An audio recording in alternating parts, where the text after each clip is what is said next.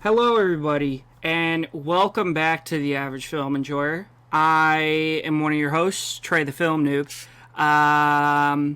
and I'm here with Evan today. Yeah. Jagger's not here. I'm back. I took a brief hiatus. I've had some personal stuff going on, but I'm back today, at least. I have not watched any of the movies that we were supposed to watch today. Because, funny story, we're actually 5 minutes into our recording right now. I'm going to cut out the first stuff. Yeah. But we thought it'd be a good idea for Evan to just go solo. Guess what? It wasn't. About 2 minutes in, I was like, all right, Evan, we can't do this. This is fucking awful. So I decided to make my return. Evan will be reviewing our Bellatar and our IMDb movies today alone. But I am still here to talk about movie news. I'm going to catch you guys up on stuff I've been watching this month. It'll be pretty rapid fire, but I've been watching a lot of Peak. I've watched a lot of first watch 5-star movies today. Yeah. Or not today, but this month. Yeah. And this may be my official return. I don't know. I'm going to take it week by week, but I will most likely be back next week as well with all the movies watched. But first of all, catching you guys up. So, obviously, today is our final Bellatar episode. So, our next couple weeks for our Director Deep Dive section, we don't know what they're going to be. We're going to put out a survey today. Ideally, I think the sweet spot for us is going to be to choose 3 directors, and each one of us chooses a director, and then you guys vote. I'm not sure who Trey's going to pick. I don't know who I'm going to... I have a few people I'm into right now. I know who Jagger's picking. Who? Jagger's 100% picking Wong Kar-wai. Oh, yeah, 1,000%. I wouldn't mind that. I might go Bong Joon-ho. I've been really into Bong Joon-ho recently. I am picking Lars von Trier, whatever. Dude. Infamous Nazi, infamous you can't. Girlfriend. You know, the amount of effed up shit I've watched, Antichrist, directed by Lars von Trier, is the only movie I've ever turned off. Because I couldn't watch it. I really wanted to watch through his entire filmography, and then I just realized that I'd be signing us up to make a 15-year-old watch Nymphomaniac, and I don't think I can legally do that. Part 1 and Part 2. Yeah. But we've reviewed The House That Jack Built on this podcast. So, and Jagger's seen a lot worse. He'd be fine. So yeah, we'll let you guys vote for that. As far as IMDb goes, again, I mean, we're in the thick of it now. We got a lot of Peak coming up. This week, or next week, we have Raging Bull and Gone with the Wind. And then the week after, we have V for Vendetta and Spider-Man No Way Home. And our friend Jackie Films may be joining us for that. We had him on as a guest once before, but that episode never actually got released. So, technically, this will be his first appearance, but it's like our second time recording with him. So it should be interesting.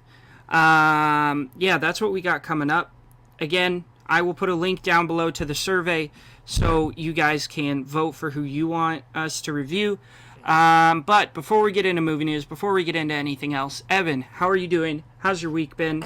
I can tell you one great thing that's been happening for you this week. Our continuation of Mindhunter. It's back. I don't know if you noticed me get extremely quiet at the end of episode 5. I may have gotten a Will Sweepy and dozed off, so I gotta rewatch. Dude, that's like the craziest cliffhanger too. I know. So did you go back and like watch it? Yet. I will. Though. Okay. But yeah, because we're gonna watch some today, hopefully. And yes. Maybe we can watch the last 10 minutes of episode 5 again. Yeah. Mindhunter's Peak. I've been back on my Letterboxd top 250 grind. I'll talk about that later. It's been good and painful. I was telling Trey about a film I watched yesterday. Yeah. Yeah, last week worked 7 days in a row. That sucked. And then I had 2 days off and did nothing, which was amazing. Going to see Alien Romulus in IMAX on Saturday. Very excited for that. Hopefully it's peak. Yeah, pretty chill. I'm moving soon, so just packing and tidying and shit like that. Yeah. 25, 26, 27, 28, 29, 30, 31, 32. I have 32. Okay. How are you doing? You know, I am trudging along, you know. Yeah. To get real for a second with the listeners, my grandfather, who I am very close with, was diagnosed with ALS back in December or January. For the last 2 months, he's been living with us. That's why I've been kind of spotty, just helping out, taking care of him. Today he is he's just doing no eating, no drinking. It's like self-starvation, I think they call it, because he's ready to pass. He's made amends. He's said goodbye. You know, he's ready. So that's why I've been kind of spotty. But other than that, I'm doing pretty good. I'm on leave from work, which is nice. I had new student orientation yesterday because I'm going to film school in the fall, and that went pretty well. 2 of my classes this term are Film Analysis 101 and History Through Film, U.S. Women and Gender. So both of those are going to be very interesting. I'm excited for Film Analysis 101 because that's what I've been doing every week for about a year. So that should be pretty good.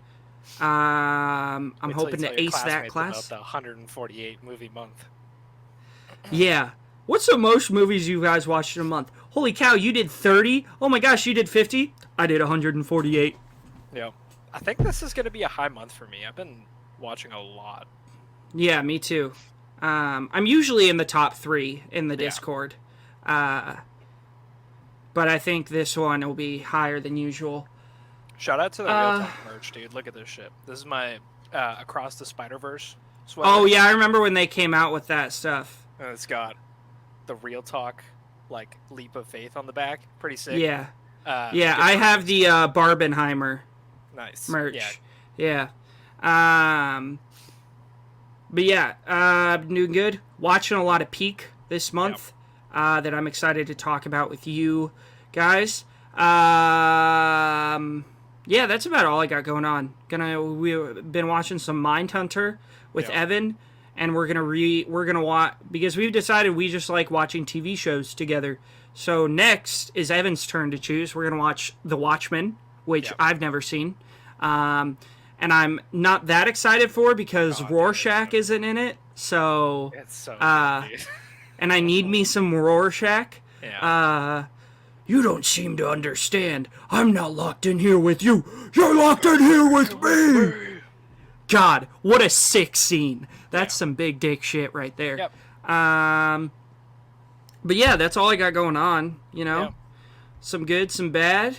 Yeah. But let's get into some movie news. Yeah, I did find some more when I was scrolling.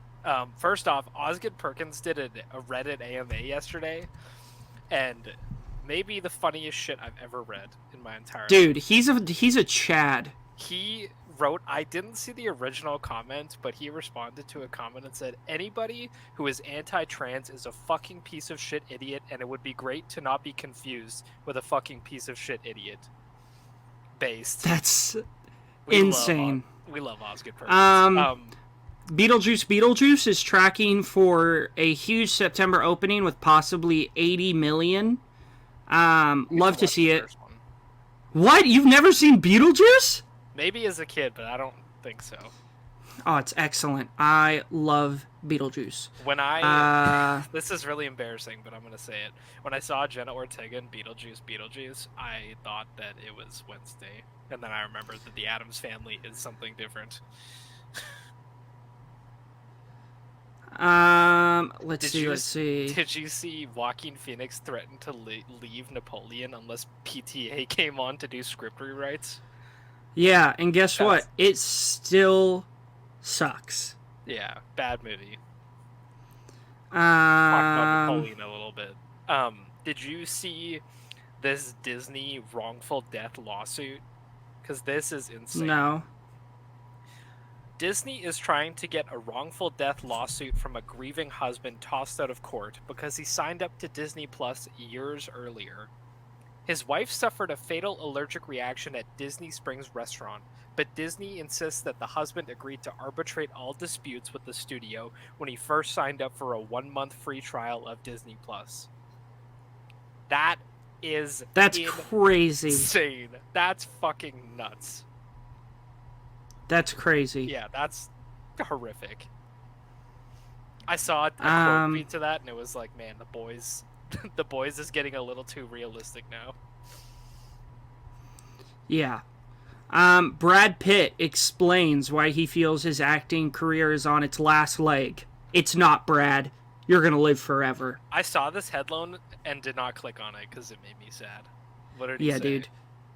I don't know. It's making me sad, too. Yeah. Ridley Scott did the Letterboxd top 4 favorites, and you'll never guess what he put in the list. Alien. He put Blade Runner in his list because he's like, dude, it inspires Ridley Scott. movies. Ridley Scott is such a Chad. Yeah, listen to this. He said, "I was very depressed for 3 months after watching Star Wars because it was so good. So I dropped my next project and made Alien instead." That's sick. Yeah. Dude, he's such a Chad. Yeah. Talk about some Alien in a little bit, because I rewatched a couple of them. I know, I saw that. I don't know. It wasn't a huge... Oh, did you hear about the Anthony Bourdain biopic? I did. Who did they cast again? Dominic Sessa. Great casting. It's going to be a depressing movie. It sure is. Sorry, I don't mean to laugh. I just saw a headline that says the first trailer for Amber Alert starring Hayden Panettiere in theaters and on digital September 27th. Golly. What a weird name for a movie. No. Ooh! Evan. What? James Wan. I'm in from James Wan. I'm already in. Yeah. James Wan in talks to direct Creature from the Black Lagoon remake. Yeah. I do remember seeing this headline. That's awesome. I don't watch a lot of them, so I don't like... I mean, I've never seen the original, but I'm not like massive on monster movies. I do want to watch one that you watched this week. Which one is that? The Host. Yeah, The Host is great. You really want to check that out. Yeah, there's another good one is Marvel actually did a werewolf one. Oh, werewolf. It was like, yeah, their Halloween special. Yeah. I fucking loved that. Yeah, that was sick. I remember when they released it in color, and everyone was like, "What is wrong with you?" Yeah, it's cool because it's in black and white. Anyway. Yeah. 9 Inch Nails to score Disney's Tron Ares. Yes. I wonder why they changed it to 9 Inch Nails doing it over like Trent Reznor, Atticus Ross. Maybe it's just like word of mouth that like people know the name of the band more. Yeah. But it's going to be sick. Even though I don't like Challengers, that score is crazy, and it's going to fit. Like, that style is going to fit very well for Tron. It's going to be sick. Yeah. Yeah. Crawl 2. Yeah. Hell yeah. Don't really know why we're making a second one, but alright. I'm up for a shitty crocodile movie. Yeah, I actually own it. I haven't watched it yet, but I know that Cam on Real Talk and Ferdinand love it. It's really bad, but it's kind of fun. Oh, you've seen it? Okay, I want to check it out. Yeah, I got it at the thrift store for like $4. Yeah. Should we get into watch list? Yeah, let's do it. Tell me how many you have. I got 15, so you do 2. Let me just double check. 1, 2, 3, not including. So I have 12 then. Okay. Because unfortunately, well, kind of fortunately, Bellatar movies not super easy to find. So, couldn't find whatever the fuck the Man from London. Couldn't find it. If I So you just watched Turin Horse? Yeah, me and Jagger both searched and we couldn't find it. I mean, he was busy rewatching Santa Tango. Cali. Dude, I made that joke in the first part of this, and I saw Trey laugh from backstage, so I wanted to make it again. Because yes, Jagger rewatched Santa Tango again. Probably why he's not here today. Yeah, he was busy. All right. Yeah, you want to do 2, I'll do 1, and then you can just rattle off a few at the end. Yeah. First one. I rewatched maybe one of the greatest comedies ever made and one of the most underappreciated movies ever made. The Master of Disguise, starring Dana Carvey. W. Holy W. Childhood classic. Dude, the amount of times I watched this... the amount of times I watched this as a child is innumerable. This movie is so funny. Am I not turtly enough for the Turtle Club? Turtle.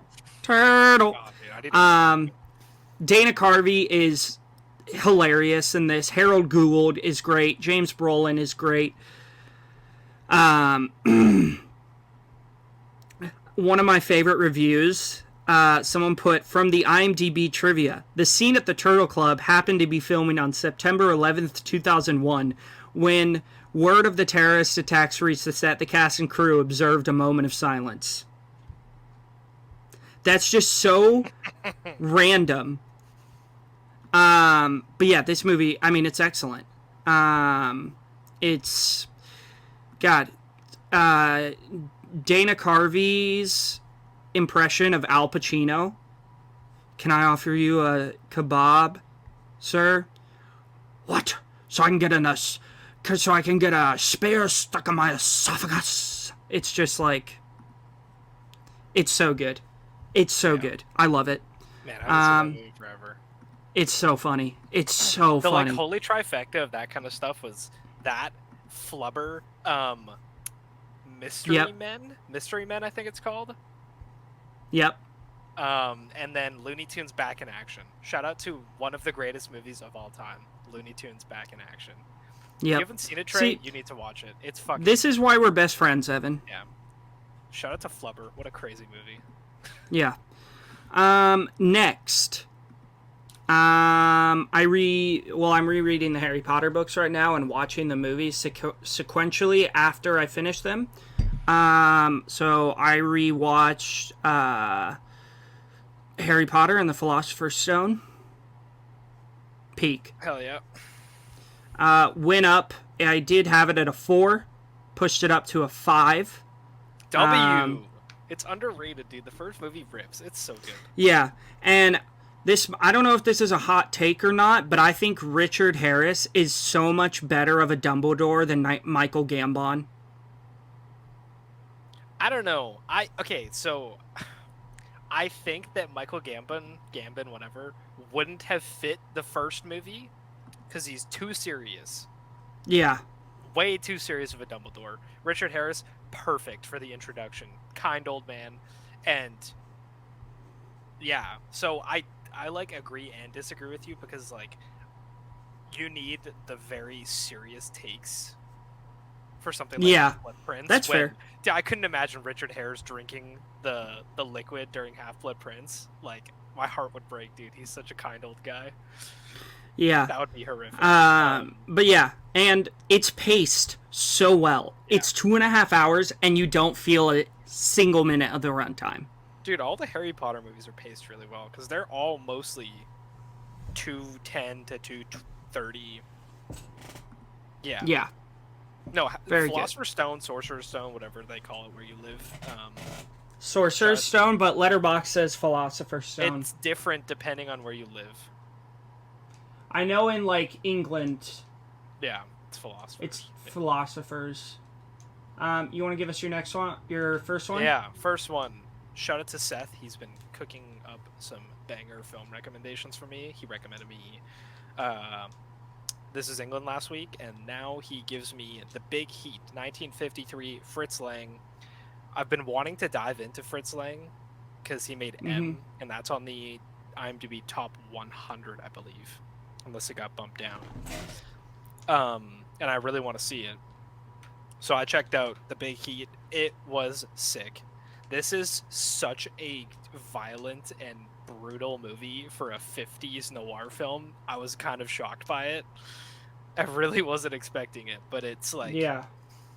It's just great. Like, noir peaked in the 50s, and 40s, 50s, 60s, noir peaked, and it is such a treat to go watch these movies because they have so much personality. The scores are insane, the visuals are great, everyone's got the over-the-top accents. Like, it's just so good. Gave that a 4.5. You see? See? Yeah, punch her right in the kisser type shit. Yeah, it's great. Yeah. I love it. Dude, Dial M for Murder is every person talks like that. It's awesome. I'll get to it. But yeah, 4.5. Really, really enjoyed The Big Heat. Actually, we'll make this. You can review the movies as we go through watch list. Yeah. Next two for me. I decided this month I want to start checking off some big blind spots. So I watched Mulholland Drive. I'll be honest, I'm not a huge David Lynch guy. I've never, the movies I like of his are the least Lynchian movies. Like Blue Velvet, Lost Highway. I hate Eraserhead. I hate Inland Empire. Have you ever seen The Straight Story? No, everyone keeps telling me to watch it, but it's a Disney movie, and I feel like that's weird for David Lynch. Well, it's like an Americana type movie. It's really good. It's not it doesn't feel like a David Lynch movie, but it's like a nice little slice of life, wholesome movie. I think it's the only one I haven't seen.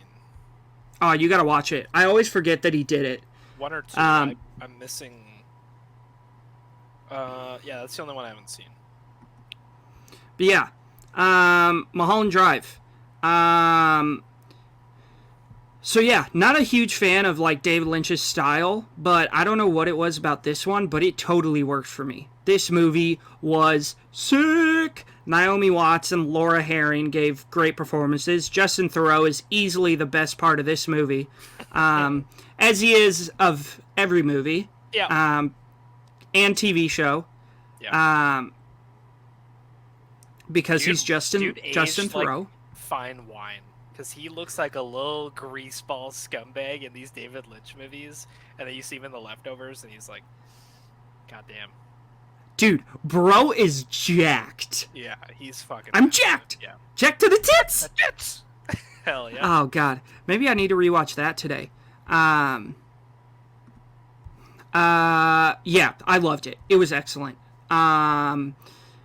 Let me see what I said. Honestly, I'm not a huge David Lynch fan. I find his non-linear storytelling and signature style to be a bit much at times, but for some reason, everything here worked for me. I was locked in the entire time and loved Naomi Watts' performance.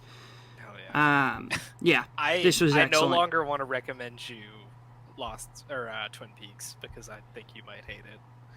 I think I would too. I'm rewatching Twin Peaks with Beth right now. She's never seen it. Oh, nice. What does she think so far? Let me tell you, I'm giving her little tidbits, facts here and there. She looks at me, she pauses the show, and she says, "You don't need to sell me on this show. I'm already in." And I was Dude, I got you're like, so oh my gosh, I love you so much. Yeah, I'm very excited. So we're episode 6 of season 1, I think. So we're almost done season 1. Yeah, we've been... I don't know if you listened to the whole episode of the last one we did, but that 9/11 Disney movie was fucking nuts. We've been watching a lot of Disney. We watched a lot of Disney movies. Yeah. Yeah, but that was great. Next, I followed that up with The Banishing, a Shudder horror film. This was okay.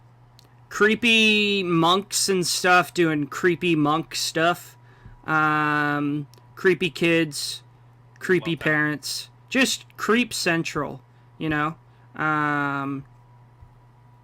So, yeah, it was fine, you know? Wasn't great, but wasn't good either.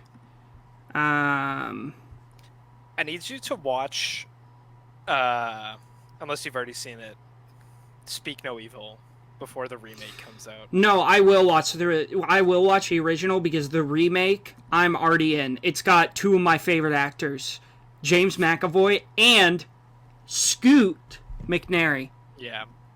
Not Scott. We learned Not that Scott. We learned that we did after like 3 months. Yeah.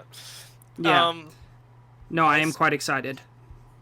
Dude, Shudder has such a fat catalog, and I never know what to click on. Yeah. My next one. This was a rec from.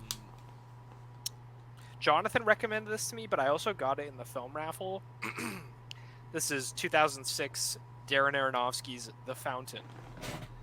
And I don't know if you guys know this, but I'm a big Aronofsky fan. My lowest of his is a 4. What do you have The Wrestler at? I haven't seen it since I was like 12, so I don't have it rated. I remembered really liking it. But I have there's 2 big old reasons people like that movie. Yeah, well, we're going to talk about those when we do the No Way Home episode, you know what I mean? Yes, sir. Yeah, I have like Black Swan at a 5, The Whale I have it at 4.5, Mother is a 5, Pi is a 4.5, Requiem for a Dream, it floats between a 4 and a 4.5. I like it a lot. The Fountain, I knew nothing about this movie going into it, and let me tell you, I adored it. I gave it a 4.5. I think it's fucking awesome. It's essentially, I think you would probably like it because it seems kind of Cloud Atlas-y to me. It's Cloud Atlas is sick. Yeah, so it's like it's set over 3 different time periods. One during like the Mayan era, and then one in modern day, and then one like in the year 3000 or something, like super futuristic. In the year 3000. Hell yeah. Stars Hugh Jackman, Rachel Weisz, Ellen Bernstein, Cliff Curtis, pretty stacked cast. And it's about a man trying to save his wife. So in the Mayan era, it's about them trying to find the Tree of Life. Or the Fountain of Youth, sorry. Yeah. And then in the modern age, he's a vet working on monkeys with like Alzheimer's and stuff and like brain tumors. Oh shit. And so his wife gets cancer, so he's like trying to test all these drugs to see if he can find one to cure his wife. And then I don't really know how to explain the futuristic one. It kind of that sounds spoilery. Like Planet of the Apes. Yeah. But the movie bounces around a lot, maybe like a little too much. But between these 3 stories, and they're all like Hugh Jackman plays the lead in all of them. I really loved it. It's 95 minutes, paced really well. The visuals are nuts.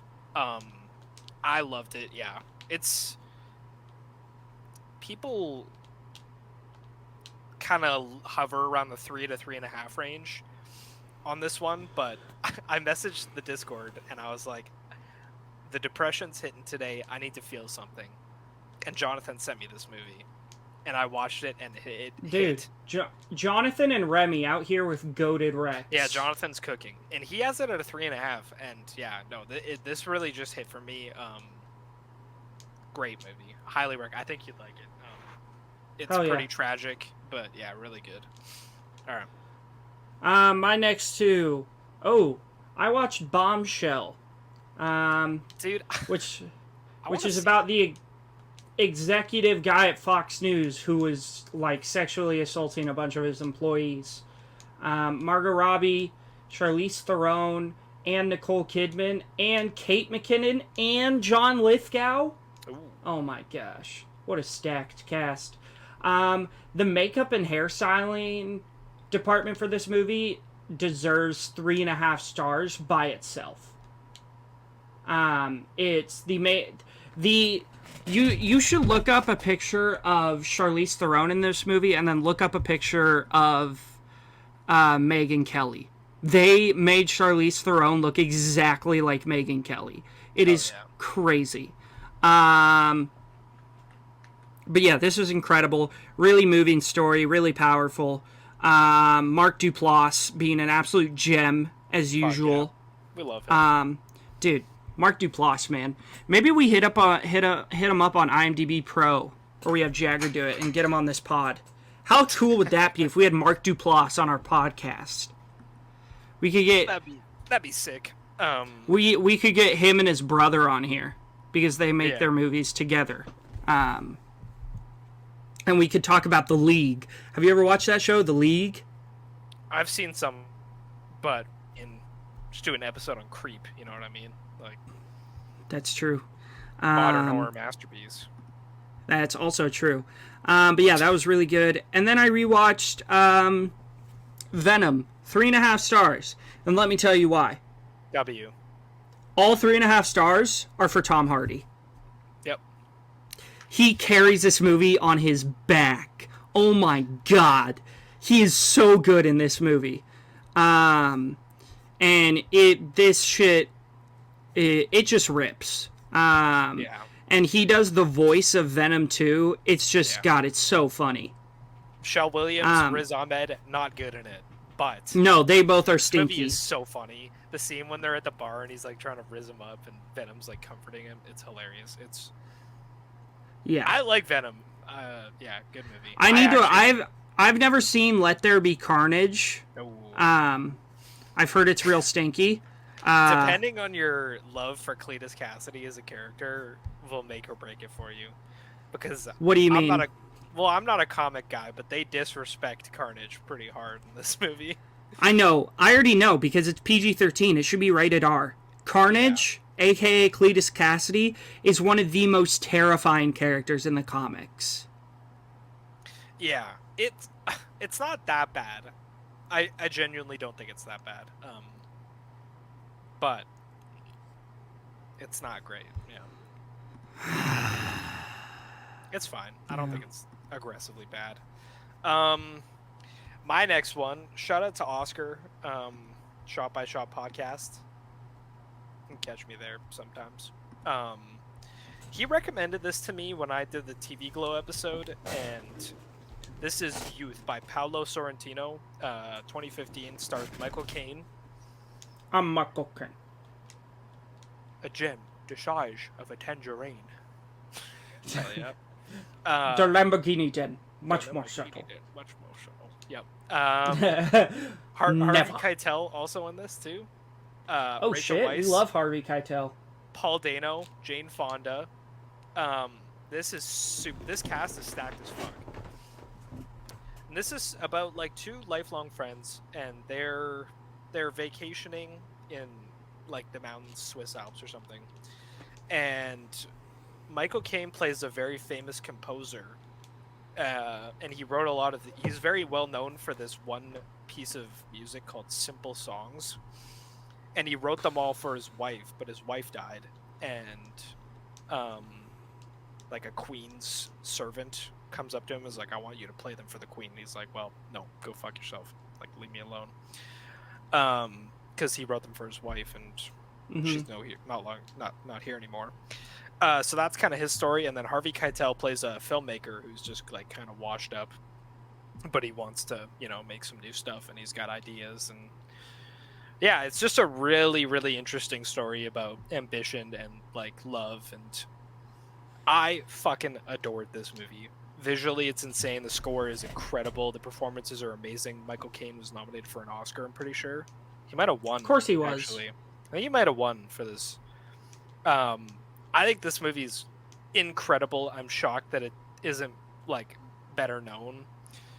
I gave it a 5. I think it's genuinely, it's so fucking good. Michael Caine and Harvey Keitel, both amazing. Yeah, loved it. Paul Dano, really, really good in it too, as per usual. Yeah. So next up for me, I can really only describe this movie in one quote. This is Oak. That's a shit wood. I watched Ricky Stenicki. You got John Cena. You got Zac Efron and Andrew Santino all in the same movie. Yes, please. Very good. It's kind of shit, but it's also kind of good. You know? And then, next up...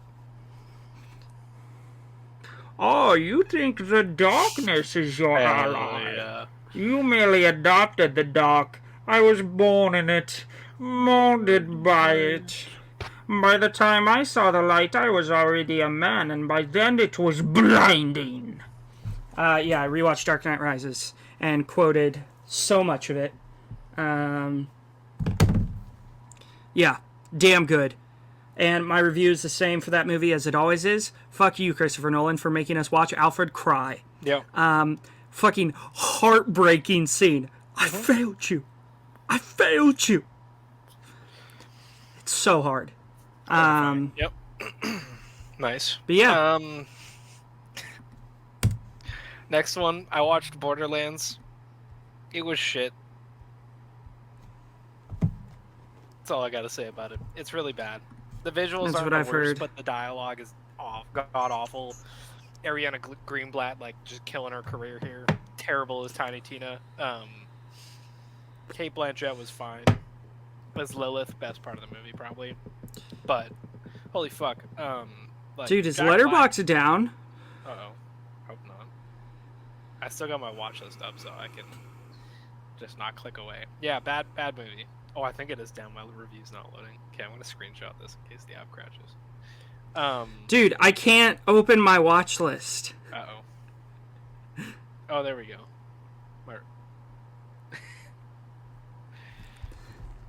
All right, I'm going back through the Discord. Oh god. So you watched. What day are we on? I'm on the 12th. Okay, Endgame. Trying to find where I was. Give me a sec.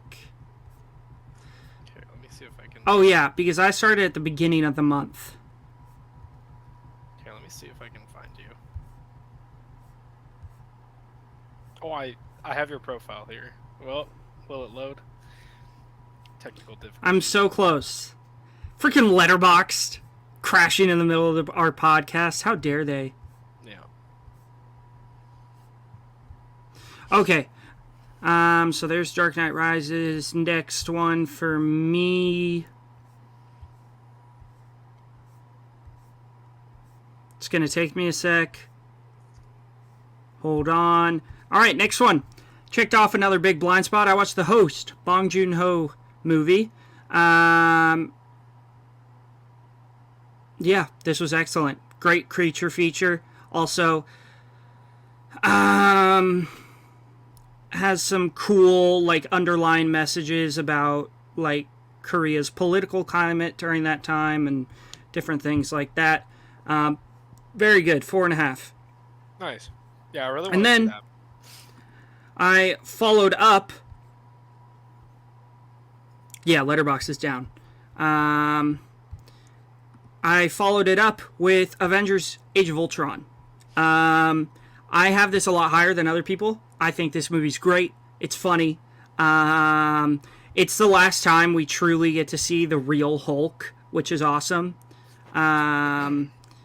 Fuck Dr. Hulk or whatever they're calling him. Yeah, very good. You want to give us your next two? Yeah, next one. Rewatch Malignant. This was in, like, the peak of my end of work week, and I was like, I actually think this was the last day of my 7-day stretch. Came home, very first thing I did, watched Borderlands.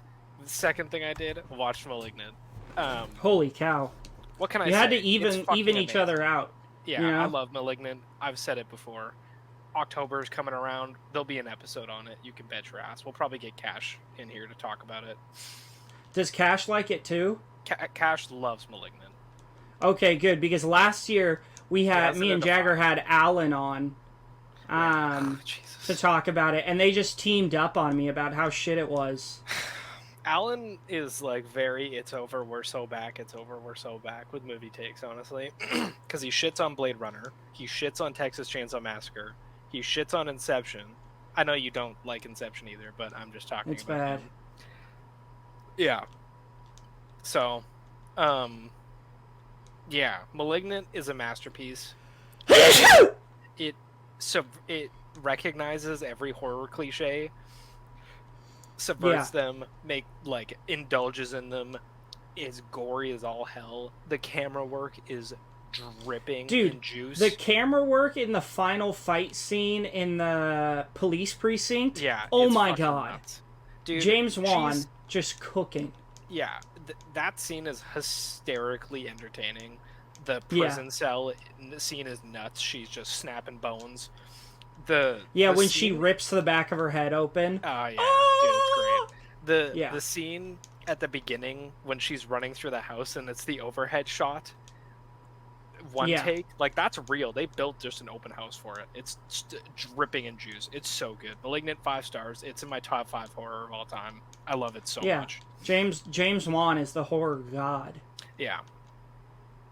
Next up for me, I watched. Zack Snyder came out with the Rebel Moon director's cuts. He sure did. And I like the originals. I watched them like a month ago, and I enjoyed them. I watched part 1. Holy peak. Yeah.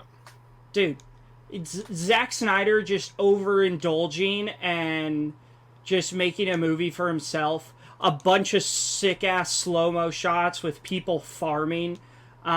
Dope action, dope gore, great story, great characters. This is just great film. I loved part 1, and part 2 was even better. Part 2 is much better, in my opinion. We disagree there, but I love both of them, so I won't challenge you on that. Yeah. Yeah, my part 2 review says, Snyder, you dirty dog. Dog, yeah. So yeah, that was very good. Hell yeah. Yeah, you gave both 5 stars. Both 5 stars, of course. I have the first one out of 5. I kind of want to rewatch the second one. I think they're paced pretty well for how long they are. I'm not gonna lie. 100%. Yeah. And whoever the villain is, he's so good. Seeing him fight in a full-blown suit and tie at the end is pretty funny. Yeah. But yeah, it's peak. Next, first IMDb movie. Watched Howl's Moving Castle. Bit of a hot take with My Neighbor Totoro. Didn't love that. This movie is one of the best-looking animated films I've ever seen in my entire life.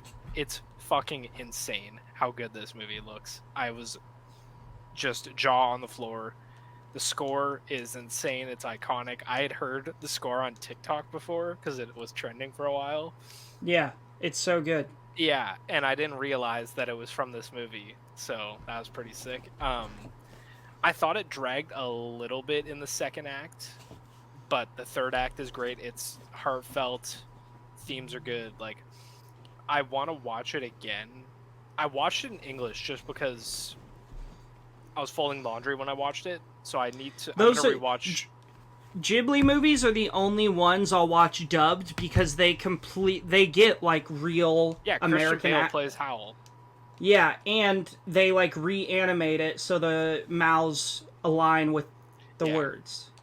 Yeah, I don't feel that guilty, but I do want to watch the original sub, and just because I think this movie could go up on a rewatch.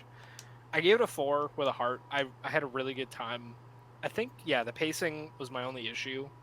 Again, the visuals are just, like, to die for. I was in awe of how good it looks. It's nuts. Yeah. Really good. Glad I watched it. Glad I liked it more. Does it belong on the IMDb Top 250? Yeah. For sure. Like, this is... Just for its visuals alone, it belongs here. But I think that the plot's really great. Yeah. No, I loved it. It's probably in the right spot. You know, mid Yeah. hundreds. It's probably in the right spot.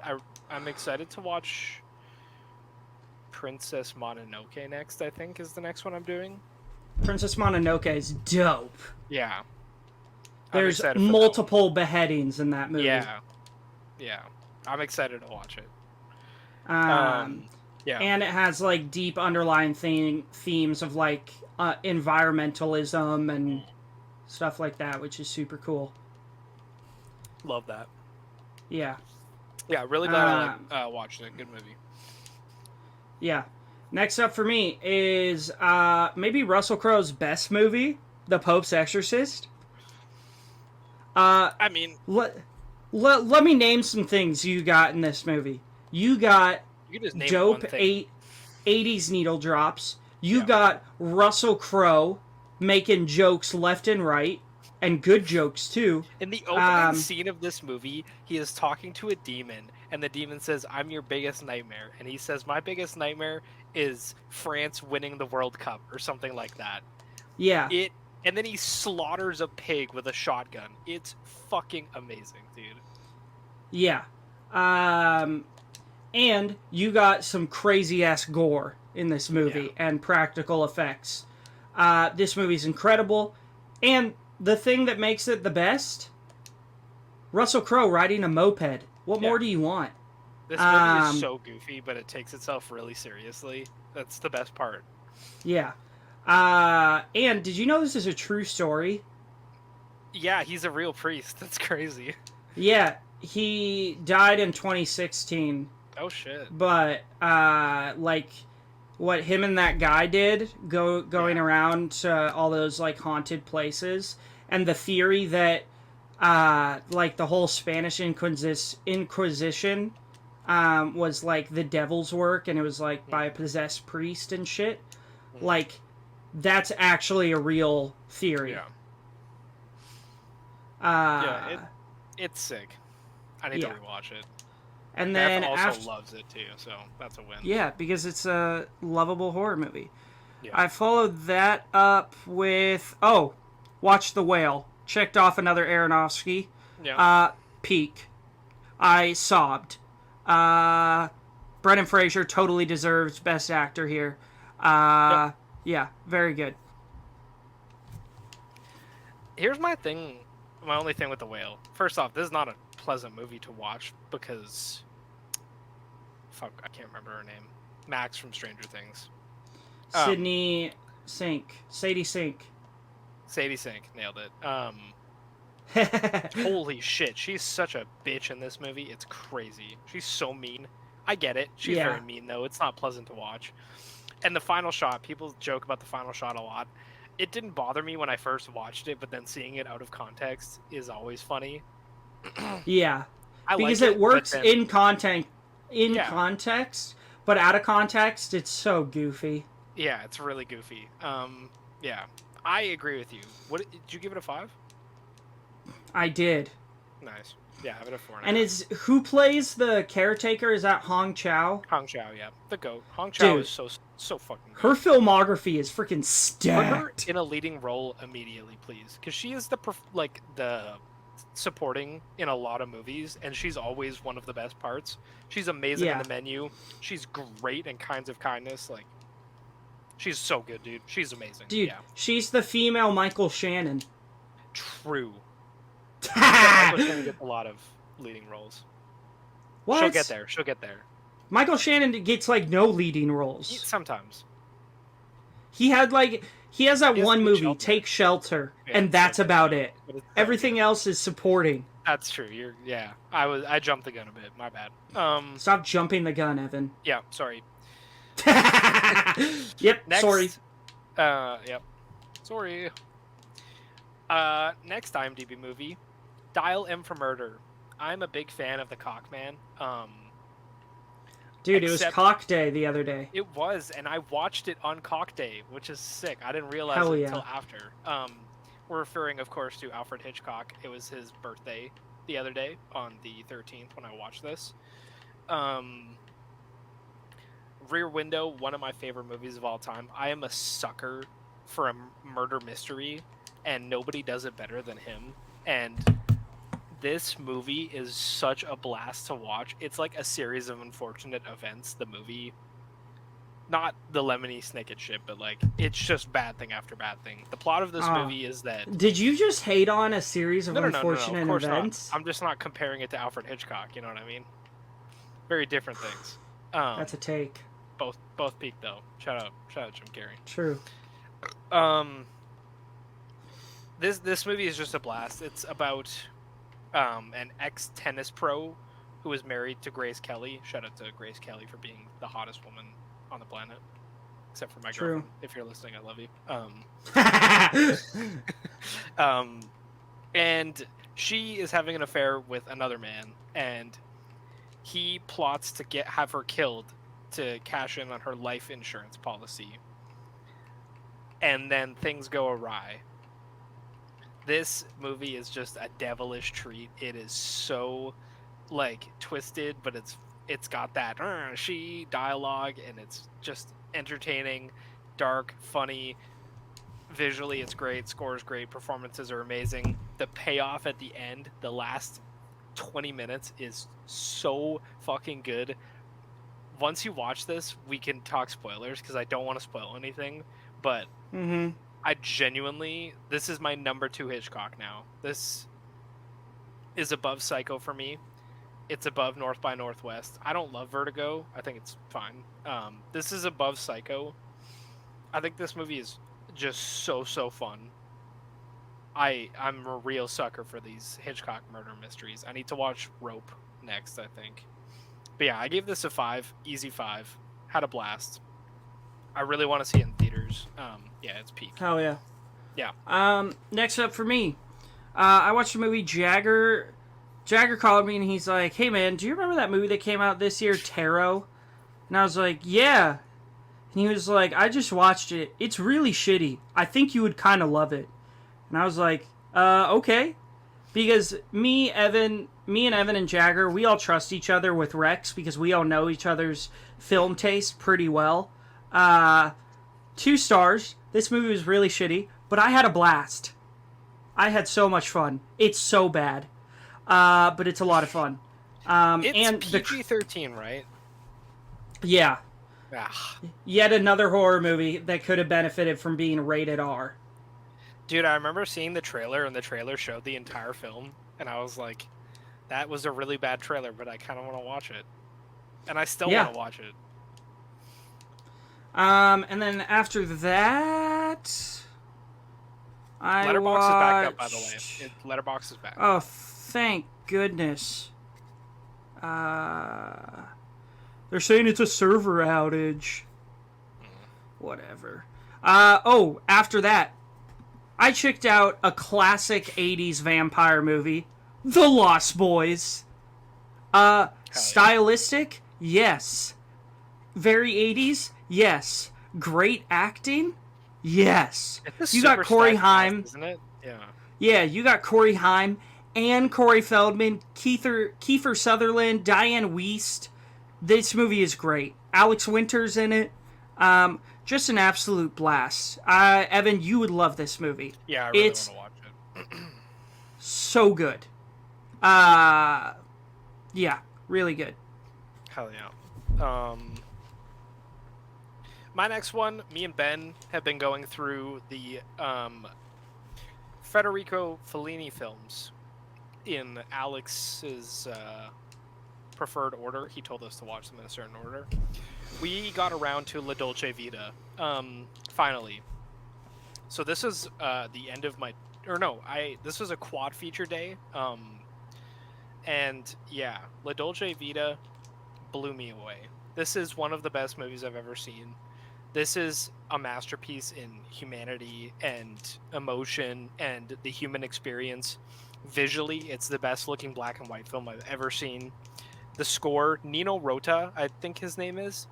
This guy and Fellini need to be in the conversation because they do all their movies together.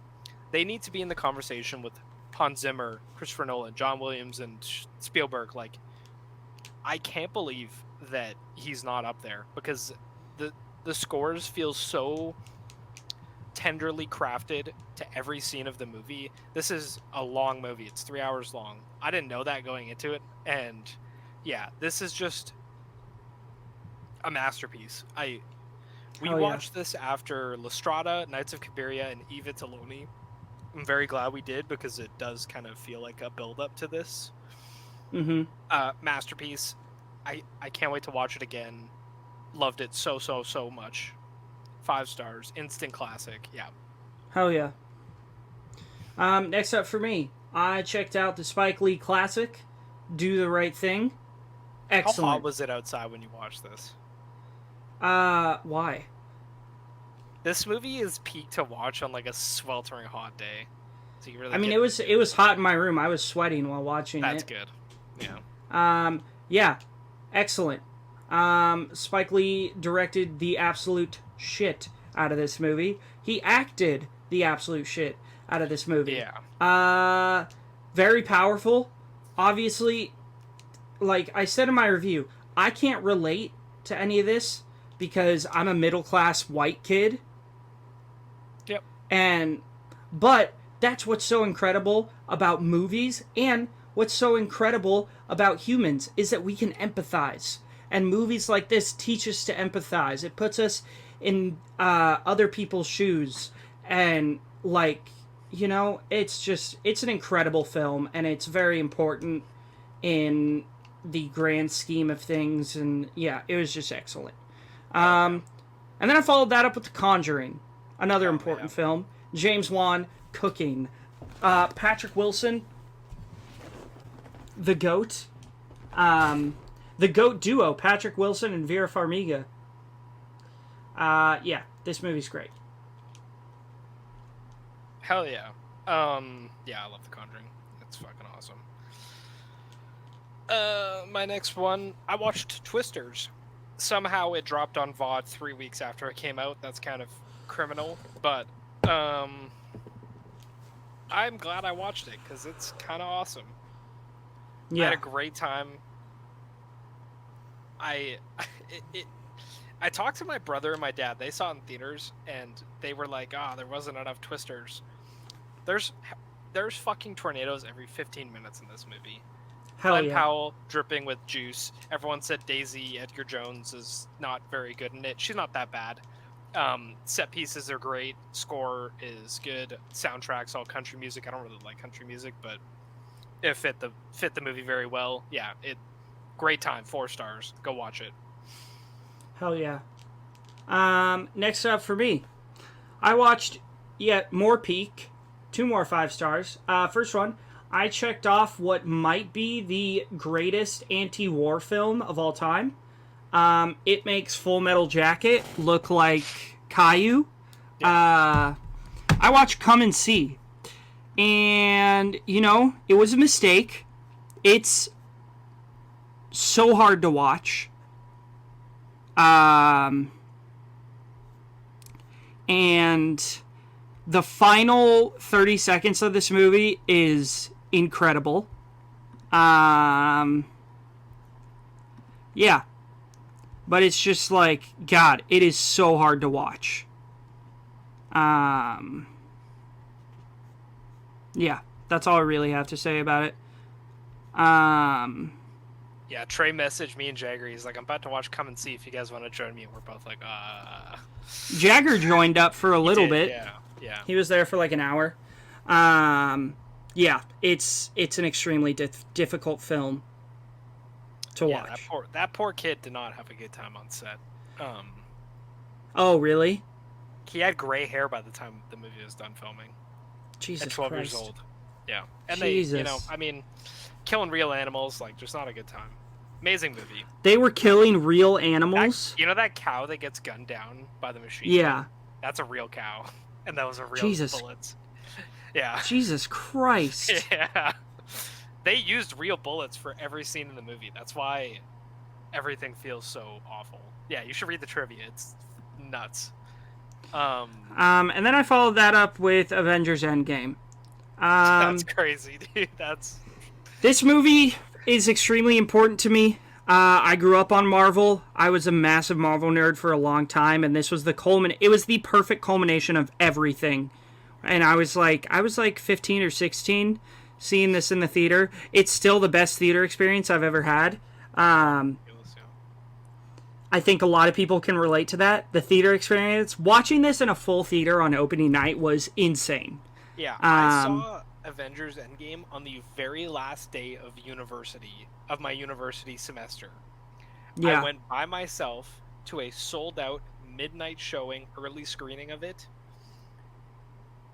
Chef's kiss. Theater was silent too. Thank God. I don't fuck with the cheering and stuff. I don't usually either, but I was cheering during this so much. I can't blame you, but yeah, this movie was hype as fuck. I think the theater started shaking when Cap picked up Thor's hammer. Everybody was like, "Ah!" It was awesome. It was so much fun, and this movie still holds up. It's great. I really enjoy it. Yeah, those are my next two. Do you still have it at a 5? I do, yes. I need to rewatch it because it's gone down. That's like crazy theater bias, but it's still a really good movie.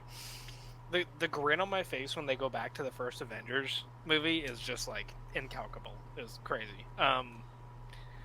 My next watch, Bellatar finale, The Turin Horse. We were on such a hot streak with one movie. Loved Workmeister Harmony so much. I fucking hated this movie. I gave this a 1 star. This is worse than the other Family Matters or Family Nest, not Family Matters. That's something else. That's the TV show. Yeah, the TV show and with Prefab Urkel. People. Yeah, this feels like Satin Tango Jr. It's the dialogue in this film could probably fit onto 2 pages. It's insanely slow.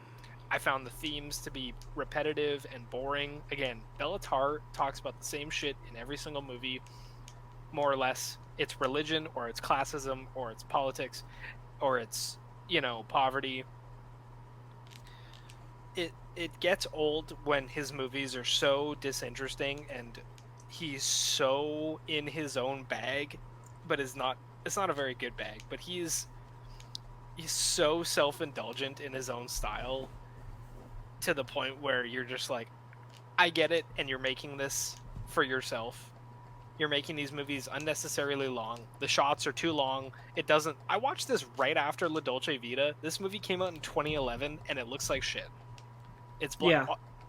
Bellatar said that he thinks color in film is a gimmick, which is insane.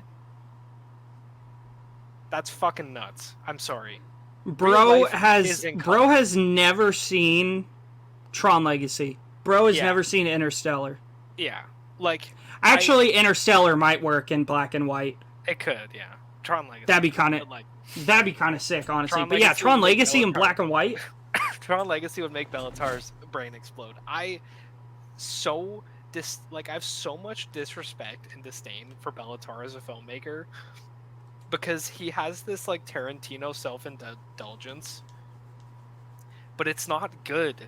That's the thing. His style is so bleh and drawn out, but there's nothing new to say. You see 2 of his movies. You see one about family, and you see one about classism or religion, and you've seen it all. It's just so fucking...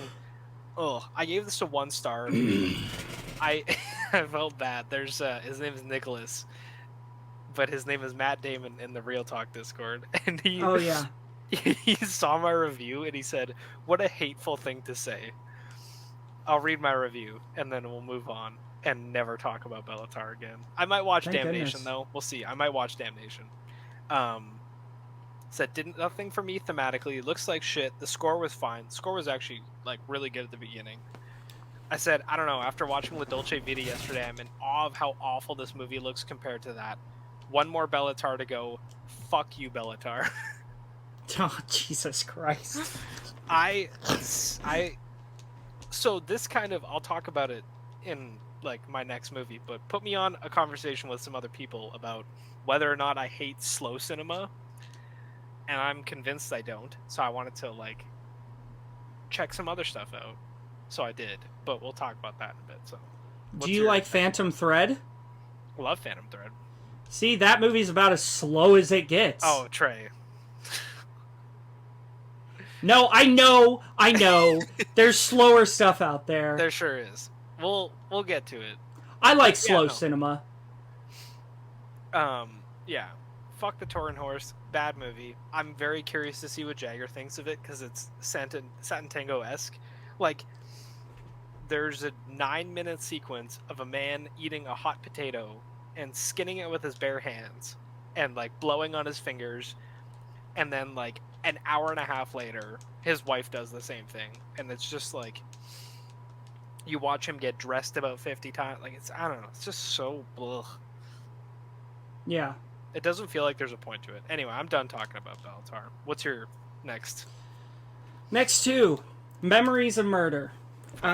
Peak as fuck. Again, with the Bong Joon-ho binge recently. Yeah. This was excellent. I was locked in the whole time. For a while, I thought it was the lead detective, Song Kang-ho's character. Yeah. But, you know, I ended up being wrong. Evan informs me that this is actually a true story. Yep.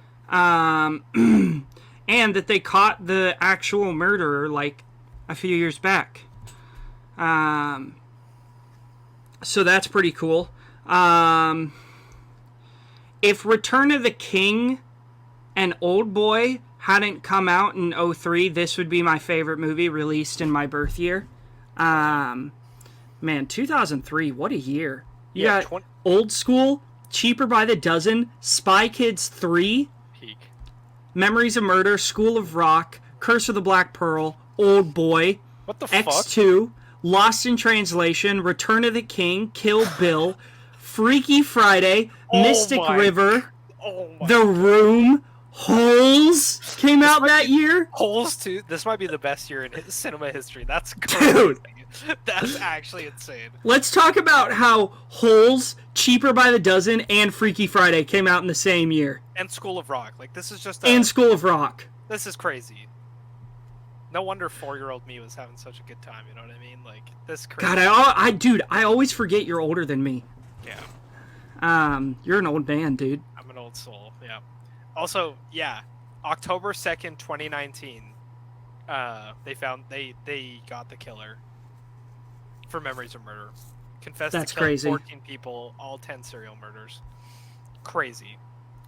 Because, yeah. Yeah. And the final shot. Murders, but they don't catch the killer because it's a true story and they never caught him when the movie came out. Yeah, it's like Zodiac, dude. Yeah. Yeah, it's great. Final shot is haunting. Do you have it higher than Parasite? I'd have to rewatch Parasite. It's been a minute. Yeah. But I could see this being higher than Parasite, for sure. And then I followed that up with another Shudder horror movie that I actually had kind of a blast with called The Cleansing Hour. It's about this guy who does fake staged exorcisms on like a live stream, and then he does one day, but it's not fake. There's actually a demon. I'm in. And it's kind of cool. Shit goes kind of crazy. And you remember Joel from Smile, the cool ex-boyfriend? Yeah. Yeah, he's in it. Hell yeah. Yeah, Kyle Gallner is his name. Yeah, so that was pretty good. Fuck yeah. Next for me, I watched, fresh off of the Turin Horse. This is Sight and Sound, I believe, 2022's best film of all time. Jean Dielman, 23, Quai du Commerce, 1080, Bruxelles. 1975, Chantal Ackerman. And this was a doozy to watch. This movie is 202 minutes long, 3.5 hours of utter boredom. The plot is about a widowed housewife who does some chores, and you watch her do her chores. It takes place over 3 days, and the whole it's a weird movie because this is not a fun movie to watch, and nobody I've seen has seen this movie enjoyed watching it, because the point of the movie is to bore you, and to some that might be stupid. They think that's bullshit, but it works for this movie because the movie is you following somebody who is so bored of her mundane life to the point where things happen. And let me tell you, Trey, on day 3, she drops a potato while she's peeling them. Heart-shattering scene. It's stupid sounding, but it genuinely is. Or there's this scene on the 3rd day, bro, where she's making coffee and she puts too much sugar in, and then she's like, oh, maybe I'll try again. And then she just pours out the entire pot of coffee, and it's like a 20-minute sequence, and it put me into so much anxiety. Like, this movie really works at getting under your skin because you're so horrifically bored. All my mutuals that have seen this movie say you need to see this in the theaters so that you can have zero distractions and you're really forced to, like, lock in. I don't know. I would maybe go see this in the theaters if it came, just for the experience. But I'll never watch this movie again at home. Yeah. It's fucking brutal. It's so boring. Yeah, I gave it a 4.5 though, because I think it's kind of genius and it does exactly what it's set out to do. Oh my god! Breaking news, Trey. Nicolas Cage has been cast as John Madden in David O. Russell's Madden movie. The film will be part biopic, part making of the game. That is crazy. First off, before we talk about this, fuck David O. Russell. Terrible person. Oh, really? Oh, yeah. I cannot wait to watch this movie. I don't understand the meaning behind casting Nicolas Cage. Like, why? And who thought that was a good idea for John Madden? He's gonna have to get real fat for it, but I trust Nicolas Cage wholeheartedly. Hell yeah, that's awesome. That is wild. That's crazy. You want me to do my next two? Yeah. Next one. I watched me and Evan's favorite Ari Aster film. Hell yeah. And Jagger's, Beau is Afraid. It's peak. It's perfect. There's so much to break down here. Every time I watch it, I pick up something new. Yeah, it's just incredible. Yeah. And then I followed that up with maybe one of the greatest comedies of all time, The Other Guys. Fuck yeah. It's so damn good. Yeah. Mark Wahlberg and Will Ferrell are so good together. Eva Mendes is great. Michael Keaton constantly quoting TLC is hilarious. Sam Jackson and Dwayne Johnson in this are so funny. This movie's perfect. It's hilarious. So funny. So good. Yeah. Nice. My next one, I'll keep it quick. I watched Alien 3. David Fincher, I'm sorry this happened to happen to you. I know it's not your fault. This movie suffered from a lot of studio interference. I didn't think it was that bad, actually. I went in expecting like a 0.5. I gave it a 2. I don't think it's amazing. The visuals in the third act are horrendous. And I hate the ending. I don't know if you've seen this movie or know what the ending is, but it's like some Terminator 2 type shit at the end. Okay. Yeah, it's really bad. I've never seen Terminator 2. Oh, okay. So. Do you like the Alien movies? Like, you gonna watch this? Probably. Okay, I won't spoil it then. But, yeah, the ending's bad. I've heard the director's cut is better. Like, Alan has the director's cut of like a 2.5 to a 3. So I might check that out, because I actually didn't hate this. It's got Tywin from Game of Thrones in it. Kind of weird. Yeah, not the worst, but not the best. I don't have nostalgia for Alien as a franchise, so like disrespecting it didn't really bother me. Yeah. Yeah, 2 stars. Next up for me, I rewatched yet another 5-star. D2, The Mighty I was Ducks. waiting for this. God, dude, these movies cook. They're so enjoyable. Kenan Thompson's Knuckle Puck might be one of the greatest sports achievements ever. This movie is damn good. It's hilarious. It's goofy. The coach for the Iceland team, they wrote him way too serious. He is terrifying. We're like, how is this guy coaching children? Mighty Ducks, the first 2 fucking rip. The third one is pretty ass. But I will probably watch it or rewatch it to complete the collection. Nice. But yeah, D2, it's better than the first one. Nice.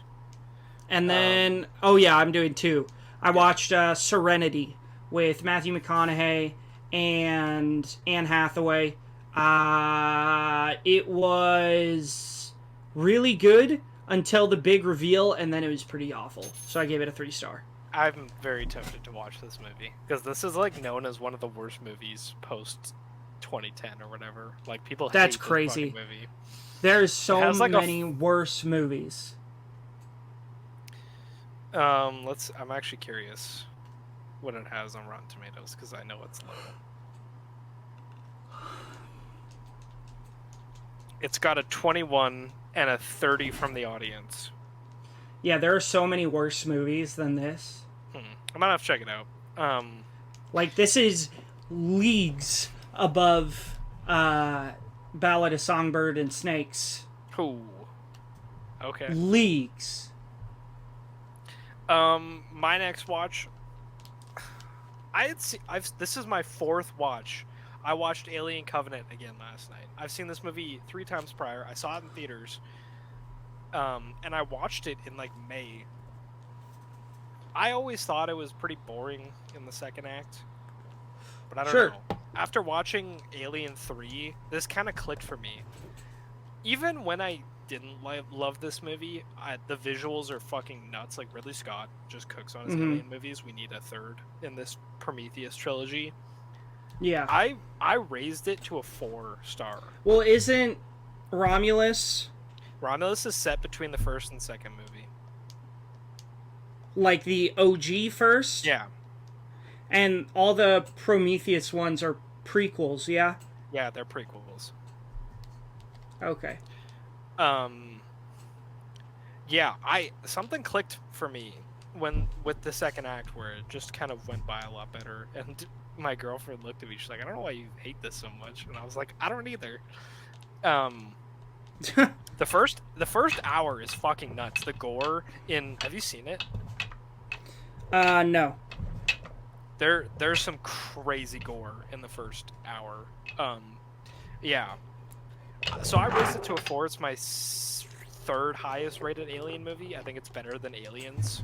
I think Aliens, the James Cameron one, is horrifically overrated. Yeah, 4-star. Really glad I rewatched it. Hell yeah. I just have one more, so if you want to rant off whatever you have left. Yeah. Next up, Shudder horror movie called What Josiah Saw that was pretty good. Robert Patrick is in it. He's the dad from Bridge to Terabithia. Ooh, nice. And I think he's T-1000 in the Terminator movies. Yeah, nice. And Kelly Garner, who plays Margot in Lars and the Real Girl, which I can't remember if you've seen or not. I haven't. I've seen The Earl and the Dying Girl, which I always get confused with that one. Dude, you gotta watch Lars and the Real Girl. It's Ryan Gosling's best performance. And better than La La Land? Yes, 1000%. Because it's so out of character for like what he usually does. Like, you know how in every Ryan Gosling movie he's like smooth, cool, like just cool Ryan Gosling. Except Blue Valentine. Except Blue Valentine. Then he's just a dick. This one, he's super socially awkward and just weird and, just a dork. It's very out of type for him, which is why, and he kills it, which is why I think it's so good. You need to watch it. It's so good. It's so heartwarming. And then I followed that up with a little bit of Peak, the Lego movie. This movie will never not be entertaining. Oh no, they were ready for that. It's the peak of comedy. Let me tell you something really quick. Trey called me last night. We were yapping away a little bit. I called you last night? We were talking about the Lego movie, and Beth, my girlfriend, said, I've never seen the Lego We were talking about the Lego Batman movie. And she's like, oh, I've never seen it. She said, I've never seen any Lego movies. And I kind of, my jaw dropped because the Lego movie and the Lego Batman movie are both amazing. Yeah, so they're perfect. I'll be watching them soon. It's a double feature, along with the Lego Ninjago movie. Dude, I kind of want to watch that one too. Dude, it's so good because of one scene.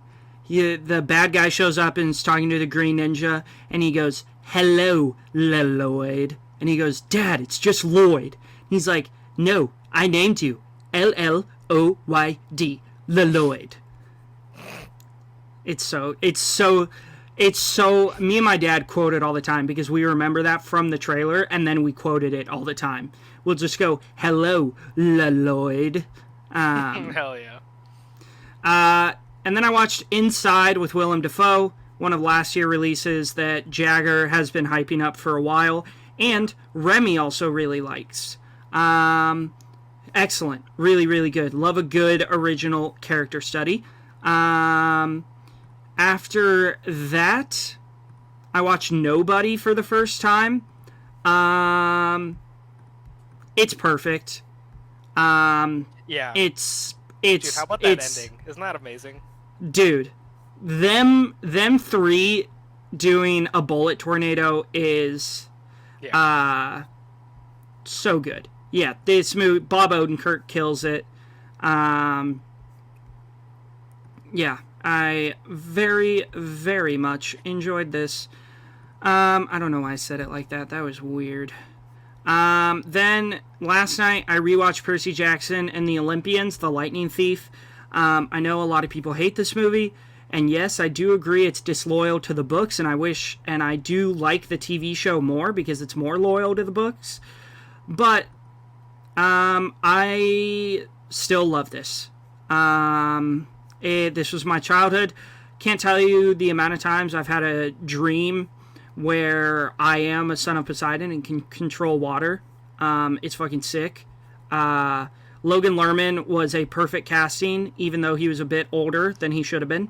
Alexandra Daddario, Brandon T. Jackson kills it in these movies as Grover. Yeah, I love these movies. We'll probably watch Sea of Monsters today, even though it's shit. And I'm gonna give it a 4.5 because that's just who I am. I'm sorry. I was looking at my phone.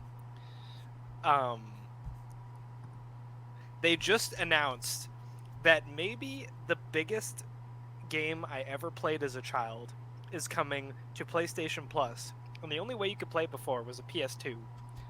Time Splitters 2 is coming to PlayStation Plus. Okay. I don't know if you played this, Trey, but me and my brother played it a lot as a kid. And there was a level in Tokyo in the campaign that was so difficult we never beat it.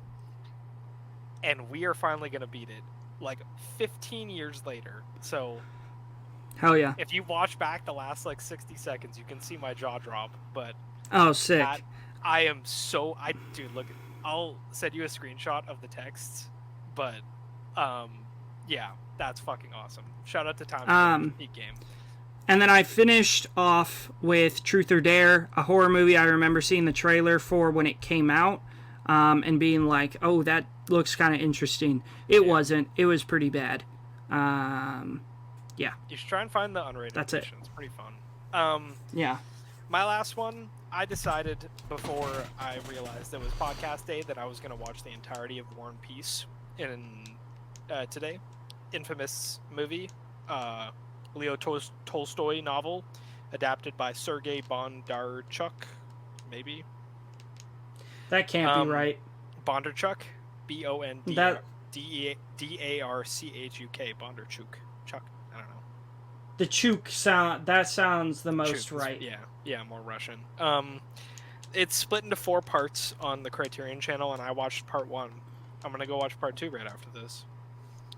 It is fucking nuts. I genuinely am in awe of how good this movie looks. It's got that Barry Lyndon factor where every shot looks like a painting. The battles are nuts. This movie must have had like a bajillion-dollar budget because there's like 15,000 extras in the battle scenes. Yeah. Insane. Kind of like Ben-Hur. Yeah. You remember that? Oh, I just want to rewatch Ben-Hur just for the chariot scene. That scene goes so hard. I missed that podcast episode, so I still haven't seen it. Dude, you need to watch Ben-Hur. It is crazy. It's super peak too. Are those are okay? Yeah. That's our podcast for today. Just a final reminder, please click down below to vote for the next director deep dive. And we will see you next week on The Average Film Enjoyer.